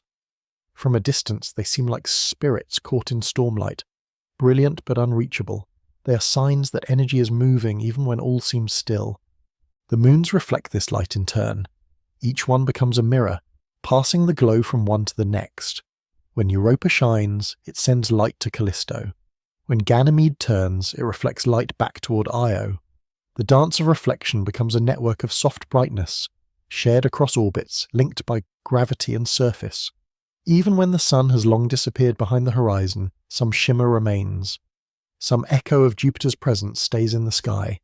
Let us imagine now drifting through this field of ghostlight aboard no ship, carried by nothing but thought. We pass from moon to moon, watching the light shift, never white, never golden, but something in between. We do not speak, there is no need. The light says enough, it shows us the faces of the moons one by one, not in glare, but in whisper. And in that whisper we find beauty. This is not the light that guides, it is the light that remembers, the light that reminds, the light that says, something powerful is near, something ancient is turning, and even though the sun is far and the night is deep, you are not alone. There is glow, there is presence, there is warmth in the memory of light. Now let us linger inside this glow, not to measure it, but to dwell in it. Ghostlight does not guide explorers or cast strong shadows, does not fuel plants or power machines, and yet it fills the space between moons with presence. It is a reminder that even the faintest light, when reflected with patience, can shape a world. This light carries no heat, Yet it reveals warmth in the way it touches the surface of a frozen moon. It carries no voice, yet it speaks softly to everything it reaches. It says, "I am still here, I have not left. Even in the dark, something of me remains." Consider how this ghost light shapes what we see. Space around Jupiter is filled with dust, faint rings, and shifting particles ejected from volcanic eruptions or broken ice. These are not empty places. They are places where light travels far, bouncing and scattering, losing brightness but not beauty. On Europa, this light makes every crack in the ice seem deeper, every ridge seem sharper. It casts a subtle glow on plains that would otherwise vanish into black. Scientists believe this reflected light may help identify salt or water ice, even from afar, not through brightness, but through tone, through the way the light bends as it hits surface and returns again. On Ganymede, ghost light reveals more than geography. It makes patterns in the grooved terrain shimmer faintly, highlighting where the surface was once pulled and torn. It does not expose, it suggests. Like moonlight on an old map, it brings out just enough for us to wonder. And on Io, where fires burn, the glow adds a surreal beauty to the violence. A lava lake at night, lit by both its own fire and Jupiter's pale shine, becomes something beyond geology. It becomes art. It becomes silence captured in light. Even Callisto, the farthest of the Galilean moons, receives this light. Though more distant, more dark, its surface still reflects, still answers. The countless craters become bowls of shadow and pale silver. The land seems older, quieter, more ancient under this gentle lighting. Ghostlight reveals nothing new about Callisto, yet it changes how we feel about it. It makes the silence seem sacred, the stillness more alive. It reminds us that not all places need motion to matter, that sometimes presence is enough. This light also moves. It changes with each orbit, each eclipse. When one moon passes behind another, the ghostlight fades. When they emerge again, it returns. Sometimes the moons cast their own shadows across one another, soft, drifting eclipses that momentarily dim the glow. These are not dramatic events, they are slow, delicate, like watching a whisper pass through fog, and yet they shape the rhythm of space around Jupiter. The waxing and waning of this ghostlight becomes a kind of breathing, a long inhale when Jupiter shines full, a soft exhale when the shadow returns. What makes ghostlight so haunting is its softness. Unlike the sun, it does not demand attention. Unlike fire, it does not consume. It rests. It reflects. It finds its way into corners and across vast emptiness without ever insisting it be noticed. And in that, it becomes a perfect metaphor for the moons themselves. These worlds do not shout their existence. They do not blaze like stars. They turn slowly, quietly, each holding its own truth beneath ice or stone, each participating in the story of the system simply by being there. The ghostlight, like them, does not need to shine. It needs only to remain. And it does. Across time, across distance, the light stays. Spacecraft flying through the Jovian system have captured images lit only by this faint glow. It reveals not just features, but moods. It casts moons, not as lifeless rocks, but as waiting places, places that still belong to the great unfolding of the cosmos. Scientists who study this light do so with delicate instruments, but sometimes even their data is poetic. The way a pixel flares slightly brighter than the rest. The way a line on a chart shows light bouncing from Europa to Ganymede and back again. Let us imagine standing on the surface of one of these moons. It is night, but there is no total darkness. Jupiter is low in the sky, glowing without fire, and the ice beneath your feet reflects its light in soft halos. There is no wind, no sound, but the glow touches everything. Your shadow stretches long behind you, not sharp, but present. The stars above are still, and in that stillness you realize, this light is not just illumination, it is connection. It is what remains when everything else is quiet. It is the memory of warmth, lingering in the cold. Let us stay here a while longer, not to move, but to witness. Let us feel the ghostlight settle around us like dust. Let us accept that we do not need full brightness to see, that sometimes the faintest glow is enough to understand where we are and what we are part of. Now, let us slowly rise once more, not away from the moons, but upward into the wide quiet that surrounds them, letting the ghostlight follow. It stretches behind us like a soft veil, clinging to the edges of craters, to the ridges of mountains, to the forgotten shadows carved long ago. It does not fade quickly. It lingers. It follows. Even when the moons slip into eclipse, when Jupiter turns away and the sunlight vanishes entirely, something of that glow remains. It is not just light anymore. It is memory. There is something humbling in this glow, something deeply still. It reminds us that even in the darkest corners of space, light has a way of returning. Not loudly, not quickly, but patiently. It comes in reflections, in echoes, in the bending of rays that left the sun hours before. And when they arrive, slowed, scattered, softened, they change nothing, yet change everything. A lava lake looks less violent. A crater becomes a pool of calm. An ocean beneath ice begins to feel not just hidden, but protected. Jupiter does not create its own light in the way stars do, and yet it becomes a beacon, not because it burns, but because it reflects, because it listens to the light it receives and sends it back into the dark, and its moons, in their own way, do the same. Each one becomes a mirror, turning slowly, catching light not just from the sun, but from each other. They do not compete for brightness, they share it. They pass it along, one to the next, in silence. A light chain stretching across the cold, too soft to guide, but strong enough to hold. This chain of light becomes a language of presence, of patience, of quiet companionship. It tells us that even in a world where distances stretch for millions of kilometers, connection can still exist. Not through words or wires, but through reflection, through orbit, through shared glow. This is not the light of discovery, it is the light of knowing. The kind of knowing that doesn't need answers, just being near is enough. As spacecraft drifted past these moons, Galileo, Juno, Voyager, they caught glimpses of this light. Faint arcs behind the moons, a glimmer where shadow should have been.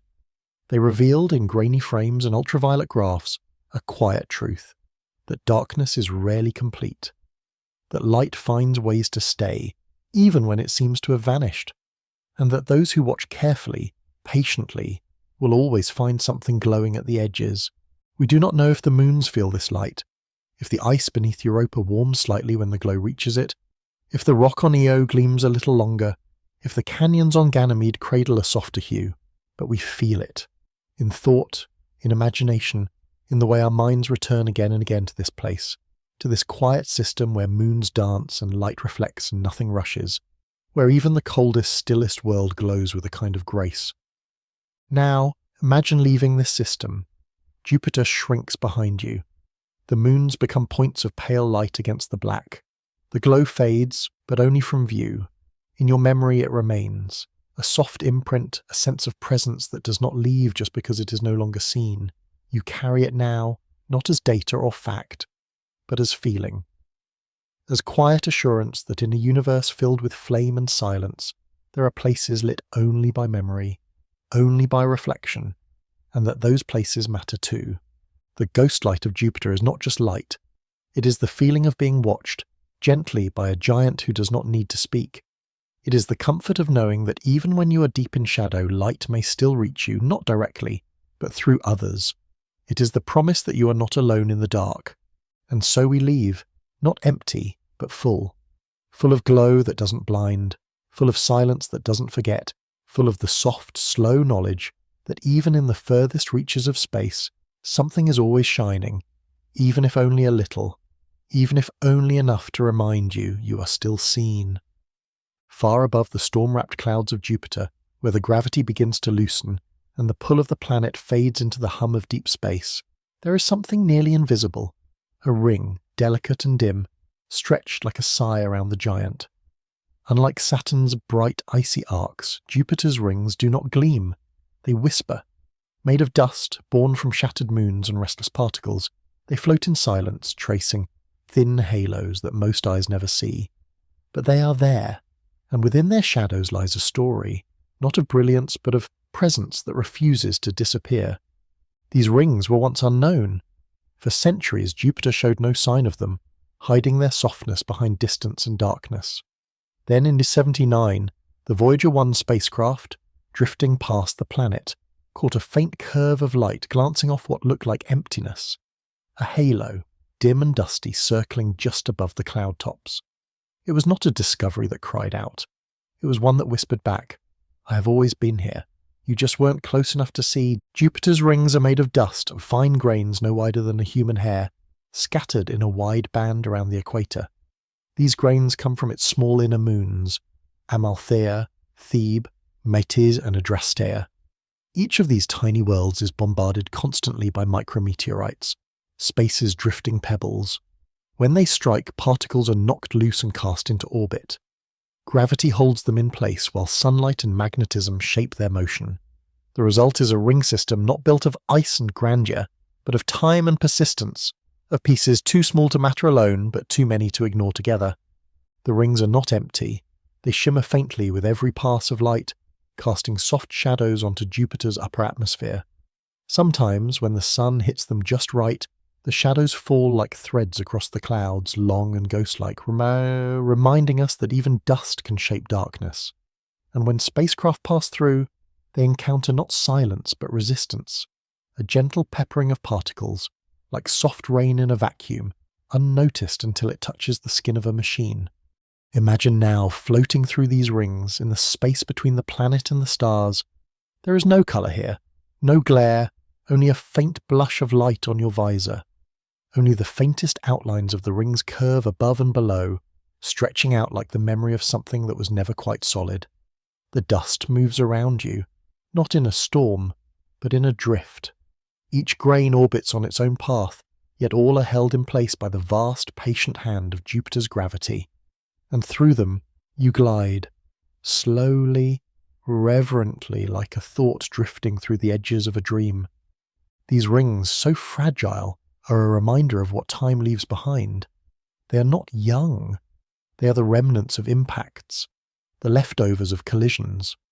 Perhaps once there were larger moons here, now gone, broken, ground into powder and light. Perhaps the dust will vanish too, pulled away by the sun, scattered by Jupiter's powerful magnetosphere. But for now they remain, a trace, a whisper, a necklace of history floating in shadow. Let us stay here a moment longer among the almost invisible.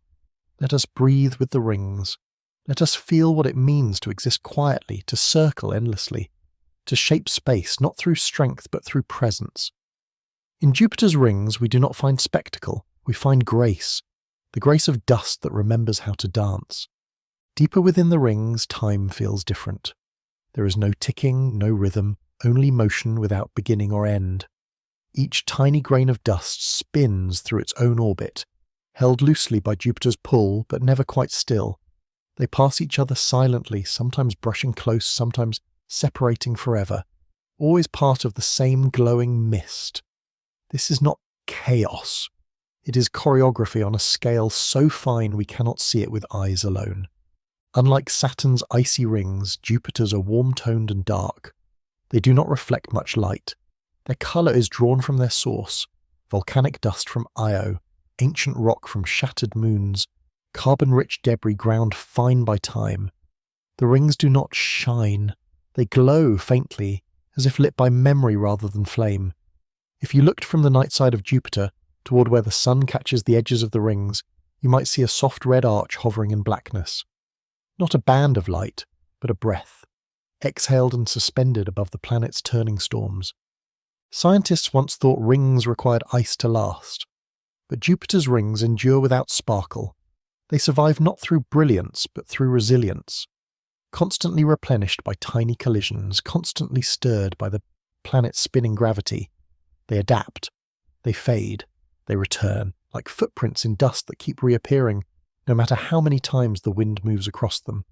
There is a lesson in this, a quiet one, that some things last not because they are strong, but because they are steady, because they are patient, because they accept change and return to form without complaint. In Jupiter's rings, nothing is still, but nothing is lost. Every grain that drifts away is replaced. Every thread that breaks is mended by time. It is a system that never stops adjusting, never stops circling. And it does all this without making a sound. Let us drift with it. Let us orbit slowly in the dust and feel what it's like to be part of something small that carries on forever. Let us rise now through the final layers of dust above the faint curve of the ring's arc, and look back. What once seemed invisible now forms a shape, a delicate outline wrapped around Jupiter's massive body like a memory held close. The rings do not announce themselves. They require distance, darkness, and patience to see. They are not meant for spectacle. They are meant for those who pause, who wait, who notice the edges of things. And when we do, we find that even the smallest fragments, particles too fine to catch in hand, too light to leave a shadow, can together shape the outline of a world. They stretch wide across the sky, suspended by motion alone, held gently in the invisible arms of gravity and time. They whisper of moons that once were, of collisions no one saw, of dust that refused to fall away. They are not the main story, but they are what lingers after the story is told. As we look across them now, we see more than just rock and dust. We see a symbol of resilient, a quiet contribution. Jupiter's rings are not bright because they do not need to be. They exist not to dazzle, but to remain. And in doing so, they reflect something in us. Our tendency to look past what does not shine, our habit of missing the gentle things, the small things, the things that do not cry out for attention, but still surround us, still shape us. Perhaps that is the deepest truth of these rings, that what circles without noise still matters, that what moves without changing course still holds meaning. And that dust, when gathered with purpose, with time, becomes more than itself. It becomes a halo. It becomes a memory in motion. Now, as we drift farther out, the rings begin to vanish. They thin, they blur, they dissolve into the black. But we know they are still there, even when we no longer see them. That is the power of quiet things. They stay with us, long after the moment is gone, long after the light has faded. So let us carry this with us. The knowledge that something so small, so faint, can wrap itself around a planet and endure. Let it remind us that not all beauty needs to shine, that not all presence needs to declare itself, that sometimes the most lasting things are those that whisper. We leave Jupiter's rings behind, but they do not leave us. They orbit still, unseen, unchanged, soft threads of memory woven into the dark. There is a place in the solar system where the wind never stops. It does not slow, it does not pause. It circles endlessly, faster than sound, deeper than mountains, older than memory. This place is Jupiter, not a planet of rock but of gas, wrapped in belts of storms and rivers of air that have been flowing for billions of years. There is no solid ground here, only pressure, only motion, only clouds layered like the folds of a sleeping sky. From far away, Jupiter looks peaceful, striped in pale bands of tan, orange, cream and white. But beneath those stripes is a restless world. The bands are jet streams, some moving east, others west, colliding at their edges in towering storms. Each stripe is a highway of wind, thousands of kilometers wide, spinning around the planet at unimaginable speed. And in the gaps between them, the atmosphere rolls into great spirals. Cyclones and anticyclones that rise and twist like slow-turning whirlpools of sky. The most famous of these is the Great Red Spot, a storm so large that Earth could fit inside it twice. It has raged for over 350 years, spinning counterclockwise with winds faster than any hurricane we've ever known. But it is not the only one. Surrounding the red spot are dozens, even hundreds of smaller vortices, each one a system of storms in its own right. Some fade in days, others last for decades. They form from differences in temperature, in pressure, in the constant never-ending motion of Jupiter's atmosphere. Jupiter has no land to stop these winds, no mountains to break them, no oceans to slow them down. The storms grow without resistance and spiraling inward and outward in layers. The deeper you go, the warmer it gets, but the winds continue, threading down into the unseen interior far below the clouds. Scientists believe that even thousands of kilometers beneath the surface, Jupiter's atmosphere is still moving, still turning with the same rhythm that shapes the clouds above. To stand on Jupiter would be impossible. There is no floor, only falling air, rising heat, and winds that turn faster the deeper you fall. And yet, if you could float among the clouds, you might see sunsets 1,000 times more colourful than Earth's, lightning that stretches across continents, storms that spin like galaxies, bright and silent, beautiful and terrifying. You would see motion without noise, power without rest. Jupiter's winds are not wild, They are ordered, held in place by the planet's rapid rotation and deep gravity. They follow paths, looping back again and again, tracing lanes that never quite fade.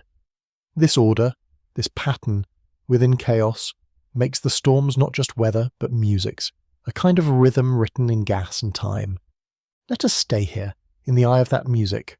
Let us float in the calm between wind bands, watching the clouds rise and fall like breath. Let us listen not with ears, but with imagination, to the winds that never sleep, and the stories they carry written in air. Beneath the beauty of Jupiter's cloud bands lies something even more intricate, a world where wind becomes structure, and storms become memory. The planet's atmosphere is not just a surface layer. It is deep, layered and dense. The winds you see from above, the pale bands that stripe the planet, stretch far downward, deeper than our oceans, perhaps even into the metallic core. They are not breezes, they are rivers of rotating gas, each one moving at hundreds of kilometers per hour, guided by invisible forces. Scientists believe these winds are shaped by Jupiter's rapid spin. The planet turns once every 10 hours, a dizzying speed for a world over 11 times wider than Earth. This fast spin stretches its clouds into bands, pulls storms into spirals, and creates a flattened planet where the equator bulges outward.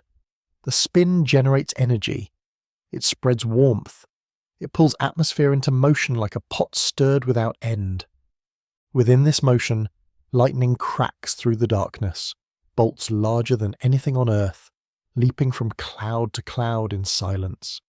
These storms may be fueled by water clouds deep below, or by ammonia and sulfur rising from within.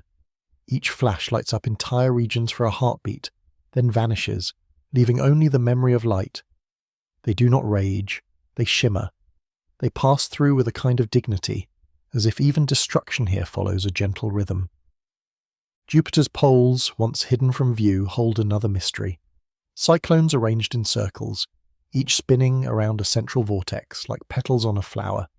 These are not violent tempests, but slow, massive systems, moving together, holding shape for years.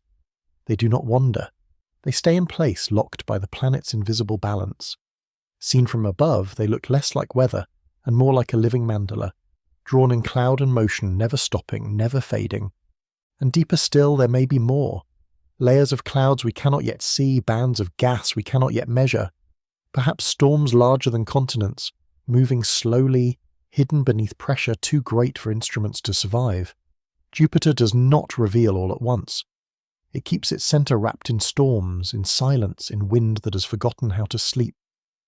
Let us drift lower now, through the atmosphere, past white clouds, brown swirls, and glowing bands. Let us feel the temperature rise, the winds tighten, the pressure press against us like a slow, invisible tide. Let us remember that not all motion must be loud to be powerful, that not all change must be fast to be complete. As we rise back through the clouds, let us look once more across Jupiter's face, not with urgency, but with wonder. The winds are still turning, carving soft patterns across its surface, looping endlessly in paths laid down by time and spin. Nothing here is still, and yet nothing feels rushed. The storms circle slowly, the belts drift gently, and even the great red spot turns like a slow eye, watching the centuries pass. We do not know when these winds began. Perhaps they have always been here, since the birth of the planet, since the swirling gas of the early solar system fell inward and formed this giant. Perhaps the first storms began when heat rose from the newborn core, stirring the clouds from below, and ever since the winds have continued, reshaped by sunlight, gravity, and the silent dance of inner forces. They carry no scent, no sound, but they hold meaning. They trace the history of a world that has never needed land to shape itself. They remind us that a planet does not need mountains to be strong, nor oceans to hold memory. Jupiter's winds write their own story, in air, in cloud, in silence. Even from Earth, we can sometimes see the faint shadow of that story.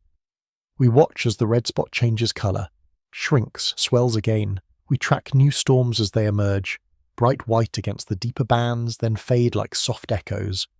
These are not weather events. They are planetary breaths, long, slow, impossible to measure in human time. As we drift away, Jupiter turns beneath us, Its clouds shimmer in twilight. Its poles glow faintly in ultraviolet auroras. The winds are still moving, still circling, still singing the quiet song of endless storms. We leave it now, but it does not pause. It does not notice our absence. It does not stop to rest. And that is the final lesson of Jupiter's winds. That strength does not always shout. That motion can be endless and still beautiful. That a storm can be calm if seen from far enough away. And that somewhere far from Earth there is a place where the winds never sleep, but still know how to dream.